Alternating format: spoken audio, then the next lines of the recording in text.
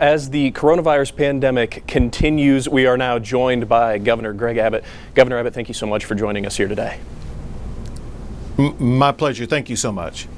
Well, if we can get right down to it, we have a few questions, some of them from viewers as well, some of them from in the newsroom. Where I'd like to start off with, is there anything in particular that you're doing to help rural hospitals like the ones we have here in the Big Country? There is. One thing that we just completed and presented last week was our assessment of all hospitals across the entire state of Texas with a focus on rural hospitals because we're focused on capacity with the concern being about the possibility you could have so many patients in a particular rural community you wouldn't have enough hospital beds for them. So after this assessment, we were able to determine that we had sufficient hospital beds in all rural communities and sufficient number of ventilators just in case those were needed. But I will tell you this, and that is if we continue on the trajectory that we are right now to reduce the spread of the coronavirus in Texas, most of those hospital rooms will not be needed. And Governor, we're expected that Texas isn't going to hit its peak for a little while yet. Is there anything that we're doing to prepare for that time when the peak does arrive? What we are seeing right now is that the peak may be coming earlier than what was originally predicted. It may come within a week or two from now, and the peak is not going to be as extreme as what was originally predicted. The main thing that we can and must do to deal with this is we must keenly and aggressively focus all of our time and attention and energy the next 2 weeks to make sure that we have these distancing practices where you stay at home. I know how frustrating that is to have to stay at home at these times during time of spring and Easter and things like that. But the only way we can control the spread right now is by people staying away from others with whom they could contract COVID-19. Stay at home, enjoy your time at home, work on reducing the spread. We will open things up as quickly as possible. Now, there are some who are saying that we're not doing quite enough in Texas. How do you respond to that?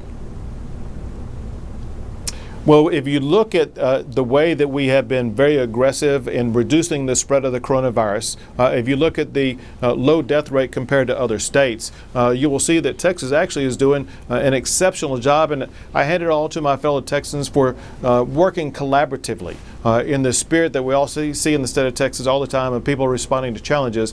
The way our Texans are responding to challenges are ensuring that Texas really is doing a pretty good job. And now some of those things that we've been doing have been at the state level, others have been, you've left some powers to local authority. In terms of schools, are closures going to be extended through the rest of the year, or is that another thing that's being left up to local school administration? No, well, the way this works with regard to schools is the school closures are a result of the executive orders that I've issued. Those executive orders are a combination of consultation with the State Education Commissioner, Mike Morath, as well as consultation with Dr. Hellerstedt, as well as consultation with federal officials like Dr. Birx and Dr. Fauci to get a good grasp on what the health situation looks like on the ground. We base our decisions on two things: doctors and data. And that's what we will do with regard to the future of the rest of the school year in the state of Texas. We will meet again next week to figure out if we can open schools up in May or if we need to continue the shutdown of schools. And we have another question from a viewer here who says that many nurses are losing hours as hospitals are preparing for COVID-19 patients, and they say that's due to the canceled surgeries, fewer accidents. Is there any possibility of healthcare workers getting some sort of assistance on mortgage or rent? Well, one thing that we want to do with regard to those healthcare workers is we want to get them back on the job as quickly as possible. That's what they really want to do. There's a couple of things they can do. One is we do have sign-up sheets where those who were doing, let's say, surgeries that were non-essential, they have the ability to sign up to help out with COVID-19 patients. The second thing, however, is we will be making assessments later on this month about the possibility of reinstating the ability to perform those otherwise categorized as non-essential surgeries. A key component to that is going to be our ability and the ability of the healthcare facilities they work for to make sure that they have the personal protection equipment that they need for those non-essential surgeries.